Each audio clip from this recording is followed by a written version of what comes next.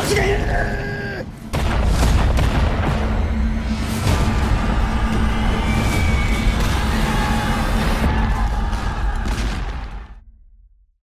a previous episode, we spoke about the beginning of the unofficial war between China and Japan in 1931.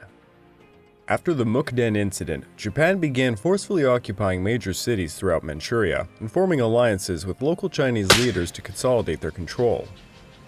Chiang Kai-shek knew the Japanese were trying to provoke a full-scale war, but China needed more time to gather and train her forces to face such an enemy.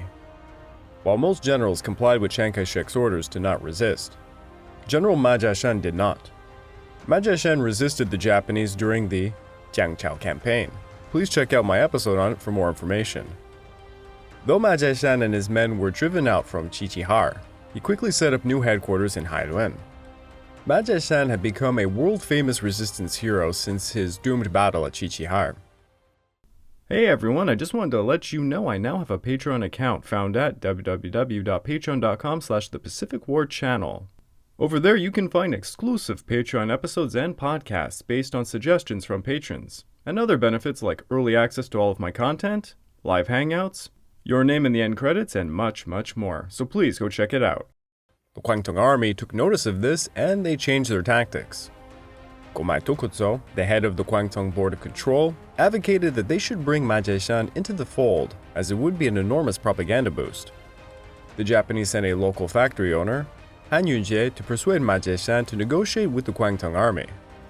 On December the 7th, Colonel Itagaki Seishiro held a meeting with Ma Zhanshan at Hailun. Itagaki stated the Japanese sought two things: peace in East Asia and the complete cooperation between the Chinese and Japanese. Once more, Japan will rule, Manchuria, and we shall have peace. Itagaki also went on to say the Kwangtung Army officers were very impressed by Ma Zhanshan's brilliant display of bravery and would give him military command over Heilongjiang as long as they came to an understanding. Ma Zhanshan responded that his troops had acted only in self-defense and that he was subject to the orders of the Nanjing government. Itagaki then suggested Ma Zhanshan might be appointed military commander of the province under the provincial governor in Ceasefire, Zhang.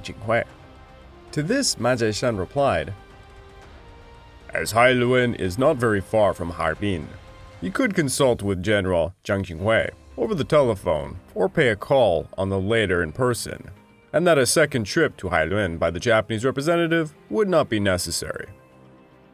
Despite Ma Zhanshan's stance, Itagaki was pleased with the meeting. He felt Ma Zhanshan might join them, but he was hamstrung by anti-Japanese colleagues such as his chief of staff, Xi Qiu, and battalion commander Tang Fengjia. When Xueliang withdrew his forces from Jiangqiao, this greatly changed things for Ma Zhanshan. On December the 7th, Itagaki and Ma Zhanshan met again, but this time Ma Zhanshan indicated he would prefer to be both the military and governor of Heilongjiang. I want all of it. However, unbeknownst to the Japanese, Ma Zhanshan was secretly talking to another resistance leader, General Ding Chao. When Ma Zhanshan began his resistance against the Japanese, Ding Chao resolved to do the very same in the northern metropolis of Harbin.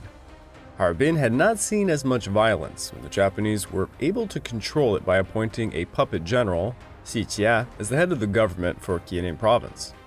Ding Chao, alongside Lingdu, Xinjiang, Jiao Yi, and Feng Zhanghai, organized the Kirin Self-defense Army to prevent the takeover of Harbin and Kirin province.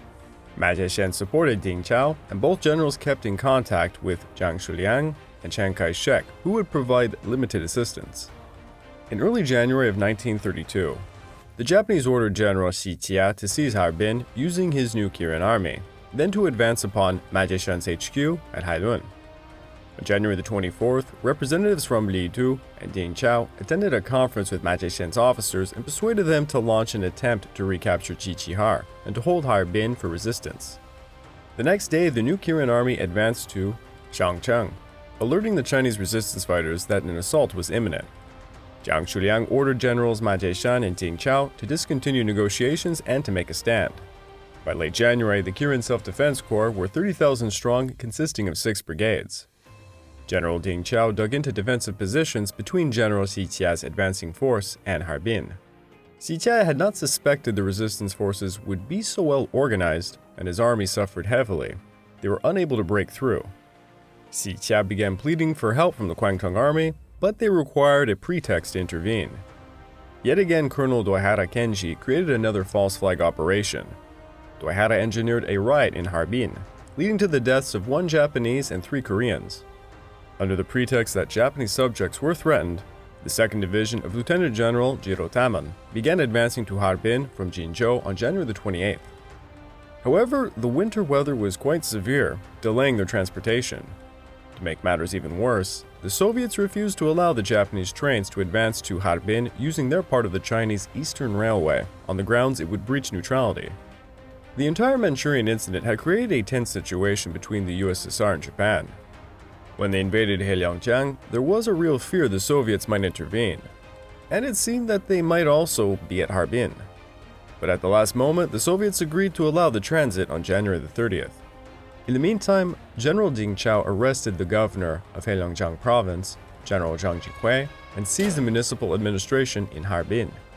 General Ding Chao then redeployed his forces, trying to embroil the Soviet Union into the mix by positioning his artillery right in front of the Soviet offices for the Chinese Eastern Railroad. While Ding Chao's forces were able to keep Xi Qiu's men at bay, against the Japanese they would be outgunned, outnumbered, and untrained. Many of Ding Chao's forces were civilian volunteers from the Harbin area.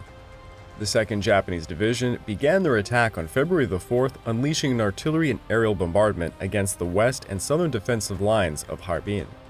Ding Chao's barracks were destroyed, his entrenchments could not be held under such intense fire. Ding Chao's army was forced to withdraw northeast, heading down to the Sangari River, pursued by Japanese aircraft that strafed them along the way.